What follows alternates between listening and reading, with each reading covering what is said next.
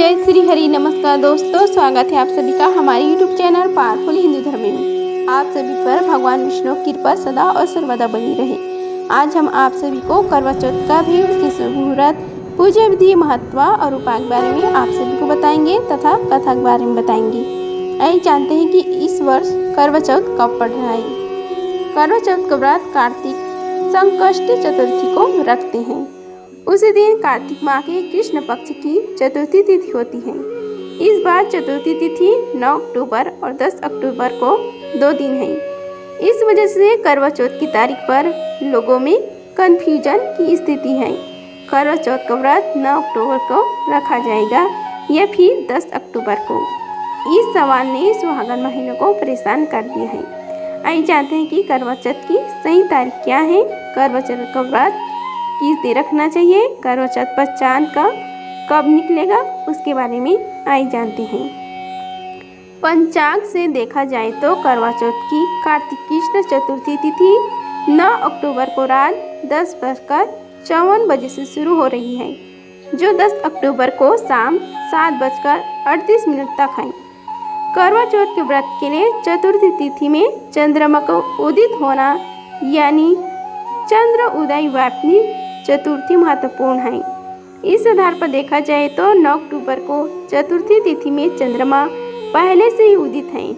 उस दिन चंद्रमा उदय शाम को 7:22 पर तृतीय तिथि में हो रहा है। वही 10 अक्टूबर को चंद्र उदय चतुर्थी तिथि के बाद हो रहा है।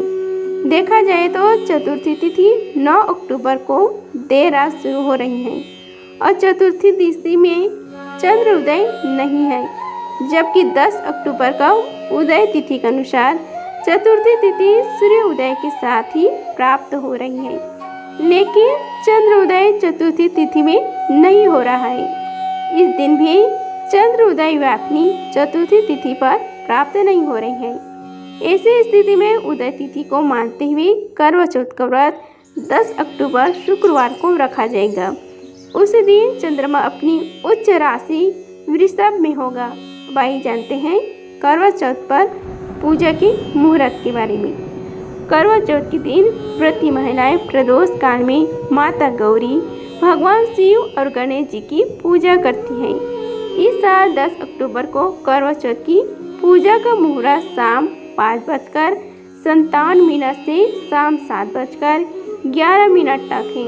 करवा चौथ की रात लगभग उन्नति मुहूर्त 9:02 से 10:35 तक है। आइए जानते हैं करवा चौथ पर चंद्र उदय के समय। इस साल करवा चौथ पर चांद रात में 8:13 पर निकलेगा। इस समय से महिलाएं चंद्रमा को अर्घ्य देगी और पारण करके व्रत को पूरा करेगी। अब आइए जानते हैं चंद्रमा को अर्घ्य देने के मंत्र के बारे में। चंद्रमा को अर्घ्य देते समय इस मंत्र का उच्चारण करना चाहिए। गगनार्मण वणिक्यम चंद्र दक्षिणाई पते गिरणा अर्घ्य मय दंतम गणेश प्रति रूपक। अब करवा चौथ के नियम के बारे में आपको बताते हैं। करवा चौथ के दिन सुहागन महिलाएं पति की लंबी आयु और सुखी वैवाहिक जीवन के लिए निर्जला व्रत। आइए अब हम सभी मिलकर करवा चौथ की कथा का श्रवण करते हैं। बोलो श्री गणेश भगवान की जय, शंकर भगवान माता पार्वती की जय, करवा माता की जय। करवा चौथ की कहानी के अनुसार बहुत समय पहले की बात है। एक साहूकार के 7 बेटे थे और उनकी एक बहन करवा थी। सभी 7 भाई अपनी बहन से बहुत प्यार करते थे, यहाँ तक कि वह पहले उसे खाना खिलाते और बाद में स्वयं खाते थे। एक बार उनकी बहन ससुराल से मैके आई हुई थी। शाम को भाई जब अपना व्यापार व्यवसाय बंद कर घर आई तो देखा उनकी बहन बहुत व्याकुल थी। सभी भाई खाना खाने बैठे और अपनी बहन से भी खाने का आग्रह करने लगे, लेकिन बहन ने बताया कि उसका आज करवा चौथ का निर्जला व्रत है और वह खाना सिर्फ चंद्रमा को देखकर उसे अर्घ्य देकर ही खा सकती है। क्योंकि चंद्रमा अभी तक नहीं निकला है, इसलिए वह भूख प्यास में व्याकुल हो उठी।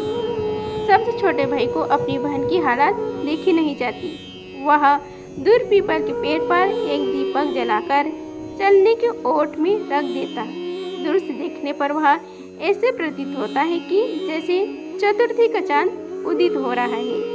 इसके बाद भाई अपनी बहन को बताता है कि चांद निकल आया, तुम उसे घरे देने के बाद भोजन कर सकती हो। बहन खुशी के मारे सीढ़ियों पर चढ़कर चांद को देखती है, उसे अघरे देकर खाना खाने बैठ जाती है। वह पहला टुकड़ा मुंह में डालती तो उसे छींक आ जाती, दूसरा टुकड़ा डालती तो उसमें बाहर निकल आता और तीसरा टुकड़ा मुंह में डालने की कोशिश करती तो उसके पति की मृत्यु का समाचार उसे मिलता। वह बौखला जाती। उसकी भाभी उसे सच्चाई से अवगत कराती है कि उसके साथ ऐसा क्यों हुआ। करवा चौथ का व्रत गलत तरीके से टूटने के कारण देवता उससे नाराज हो गई और उन्होंने ऐसा किया है। सच्चाई जानने के बाद करवा निश्चय करती है कि वह अपने पति का अंतिम संस्कार नहीं होने देगी और अपने सतीत्व से उन्हें पूर्व जीवन दिलाकर रहेगी। वह पूरे 1 साल तक अपने पति के शव के पास बैठे रहती है, उसकी देखभाल करती है, उसके ऊपर उगने वाली सुनिमा घास को वह एकत्रित करती जाती। 1 साल बाद फिर करवा चौथ का दिन आता। उसके सभी भाभियाँ करवा चौथ का व्रत रखती। जब भाभी उसे आशीर्वाद लेने आती है तो प्रत्येक भाभी से यम सुई ले लो, पी सुई दे दो, मुझे भी अपनी जैसी सुहागर बना दो, इसे आग्रह करती है। लेकिन हर बार भाभी से अगली भाभी से आग्रह करने का कह चली जाती है।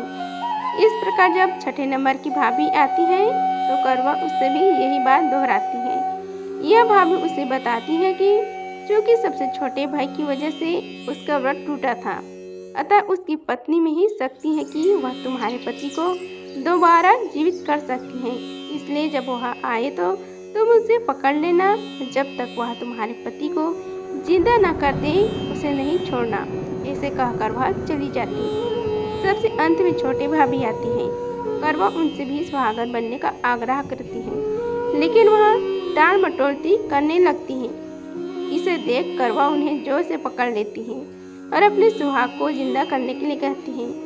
भाभी उसे छुड़ाने के लिए नोचती है, खसोटती है, लेकिन करवा नहीं छोड़ती। अंत में उसकी तपस्या को देख भाभी पसीज जाती है और अपनी छोटी अंगुली को चीरकर उसमें से अमृत उसके पति के मुंह में डाल देती है। करवा का पति तुरंत श्री गणेश कहता हो उठ बैठता है। इस प्रकार प्रभु की कृपा से उसकी छोटी भाभी के माध्यम से करवा को अपने सुहागन वापस मिल जाता है। हे श्री गणेश माँ गौरी, जिस प्रकार करवा को चिर सुहागन का वरदान आपसे मिला, वैसे सब सुहागन को मिले। इस प्रकार करवा चौथ की कथा समाप्त हुआ। बोलो श्री हरि भगवान विष्णु की जय, बोलो श्री शंकर भगवान की जय, माता पार्वती की जय, श्री गणेश भगवान की जय। अगर आप सभी को यह वीडियो अच्छी लगी होगी तो वीडियो को लाइक कीजिए, चैनल को सब्सक्राइब कीजिए और कमेंट बॉक्स में जय श्री हरि लिखिए। धन्यवाद। मिलते हैं अगले वीडियो में, तब तक के लिए जय श्री राधे कृष्णा।